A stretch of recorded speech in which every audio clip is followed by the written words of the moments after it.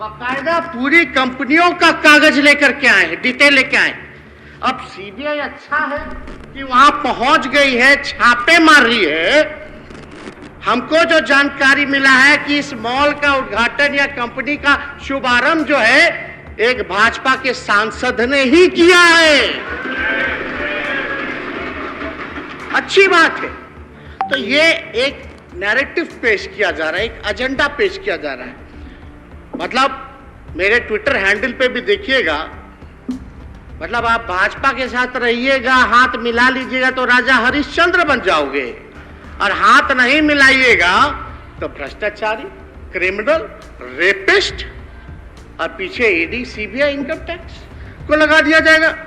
अब आप बताइए कि पूरी तरीके से बेबुनियाद आरोप हम लोगों पे लगाया गया, कैरेक्टर जो हम लोगों को खराब किया गया। 2017 में भी हम पे मुकदमा हुआ, वो तब की बात है जब मेरा मूछ नहीं था। उस मुकदमे में क्या हुआ भाई, क्या हुआ, क्या निकला, कुछ तो बताइए। और एक नया चीज आप फिर लेकर के आ गए हैं। अब ये IRCTC का मामला, नौकरी जमीन का मामला, आप लोग भूल गए क्या? देश के पहले रेल मंत्री लालू जी है जो रेलवे को घाटे की रेल को मुनाफे के रेल में बदलने का काम किया। 90,000 करोड़ का मुनाफा लालू जी ने दिया। हार्वर्ड से लेके NCR तक यूनिवर्सिटीज के लोग, जो प्रमुख यूनिवर्सिटीज है, वो लोग, छात्र लोग आए और लालू जी को मैनेजमेंट गुरु के नाम से जाना गया। आज देखिए क्या हो रहा है देश में, कितना न्याय कर रहे हैं ये लोग कि भैया जो रेलवे को, घाटे की रेलवे को जो मुनाफे में देगा उस पे मुकदमा हो रहा है, और जो रेलवे को बेच देगा, देश की संपत्ति को बेच देगा, उस पे कुछ नहीं हो रहा। देखिए हम पे जो है लुकआउट नोटिस लगता है। हम विदेश जाते हैं, हम हनीमून पे गए तो लुकआउट नोटिस लगा हुआ था, लेकिन भैया ललित मोदी जी, नीरव मोदी जी, विजय माल्या, मेहुल चौकसी, नीरव मोदी पे कोई लुकआउट नहीं था। लाखों हजार करोड़ रुपए लेके भागे। आज कोई नाम क्यों नहीं लेता मेहुल चौकसी का? भाई मेहुल चौकसी जी, नीरव मोदी जी, कहां गए ये लोग? मतलब जितना चोर और बेईमान है और जितना देश भर के संपत्ति है, वो तेजस्वी का है। यही कहना चाह रहे हैं। क्या बात है? अगर ऐसी बात है तो सबको बराबर बराबर लैंड डिस्ट्रीब्यूट कर दीजिए, पूरे देश की जनता को बराबर कर दीजिए, दूध का दूध और पानी का पानी हो जाएगा। मतलब कहां हम लोग जो है लेकर के जा रहे हैं। तो इसलिए एक बात को आप लोगों को समझना पड़ेगा। क्या हुआ? 10 लाख करोड़ रुपया इनके मित्र पूंजीपतियों को माफ कर दिया जाता है, लोन, कर्जा माफ कर दिया जाता है, और देश के आम लोगों पर GST 5% लगा के फूड वाला लेकर के बोझ डाल दिया जाता है। किसान का मुआवजा नहीं माफ करते। तो वो लोग कहां है भैया? किसका माफ हुआ, कौन किया? इस पे जांच होनी चाहिए कि नहीं होनी चाहिए? खैर ये सारी बातें अलग है। ये तो सब लोग जानते हैं कि समाज में समानता, बराबरी, शांति, भाईचारा और सौहार्द बनाने की कीमत मेरा परिवार, मेरे रिश्तेदार, मेरी बहनें, हम खुद, मेरे पिता भुगत रहे। लेकिन आप एक बात समझ लीजिए, हम लोग समाजवादी लोग हैं और हम लोग समाजवादी राजनीति के अंश और वंश हैं, अंश और वंश है।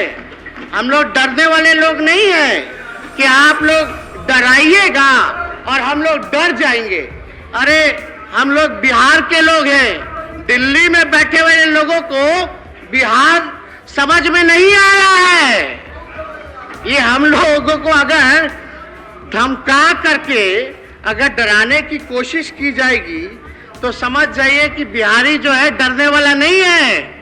लोग सवाल पूछते थे, लोग पत्रकार हमसे सवाल पूछते थे महोदय, सवाल पूछते थे कि भाई ये कैसे हुआ? तो हमने पत्रकार भाइयों को बोला, कान पकड़ के हाथ जोड़ करके, जैसे महाराष्ट्र में खेला हुआ वैसे बिहार में नहीं हुआ। जो झारखंड में देखा, अन्य राज्यों में देखा, मध्य प्रदेश में देखा, क्या देखा हम लोगों ने? मतलब एक ही फॉर्मूला है भाजपा का कि भैया जो डरेगा उसको डराओ अपने जमाइयों से, और जो नहीं डरेगा उसको खरीदो। तो हम तो धन्यवाद देना चाहते हैं। आप समझिए कि महाराष्ट्र में जितने पॉलिटिकल लोग हैं, अध्यक्ष महोदय, जितने पॉलिटिकल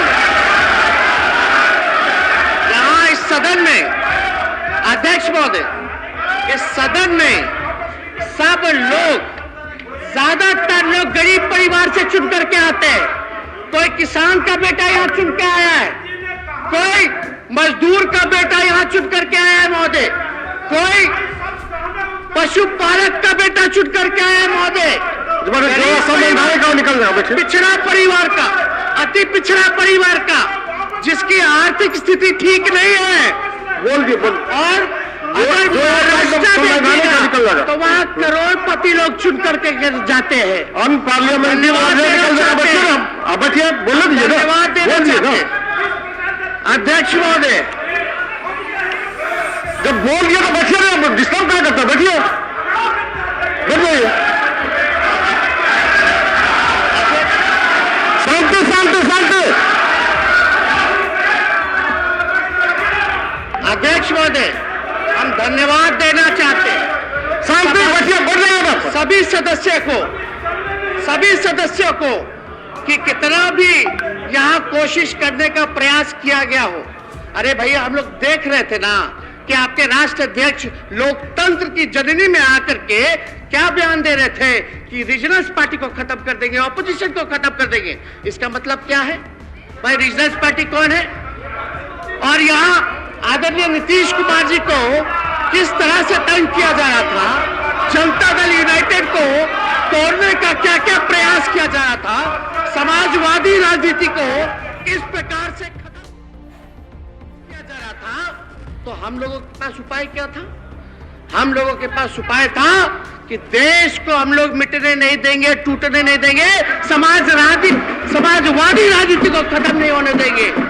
और हम लोगों के पुरखा, हम लोग समाजवादी लोग हैं महोदय, एक ही परिवार के लोग हैं। अरे सुनिए ना, एक ही परिवार के लोग, हम लोग समाजवादी विचारधारा के लोग हैं। हमारे पुरखों का जो विरासत है वो कोई और नहीं ले जाएगा। आप जो लोग सोच रहे हैं कि हम लोग जो खेत जोते हैं उसमें आप लोग जो है फसल उगाने का काम कीजिएगा, जो समाजवादी जो विरासत है, जो हमारे पुरखों की विरासत है, वो हमारे पास ही रहेगी और किसी के पास नहीं जाने वाली। एक बात समझ जाइए। और अध्यक्ष महोदय, ये बिहार हैजा धमकावे से काम ना चले वाला, ये बिहार है।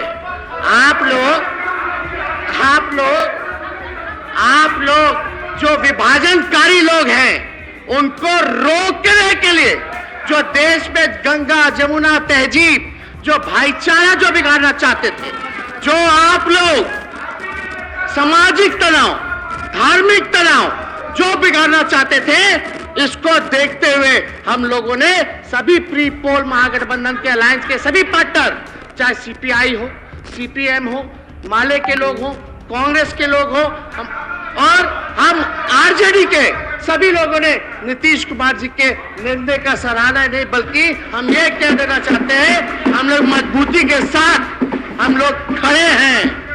अब क्या कह रहे थे तारकिशोर जी, बोल रहे थे कि रन आउट। आप तो खेले नहीं, हम तो कई बार खेल के अपना पैर भी तोड़वा लिए। मेरा जो लिगामेंट है एंकल का, वो टूटा है। एक बार कोई आउट होता तब ना दूसरा इनिंग खेलता। लेकिन एक बात समझ जाइए अच्छे से कि हम लोग क्रिकेटर हैं,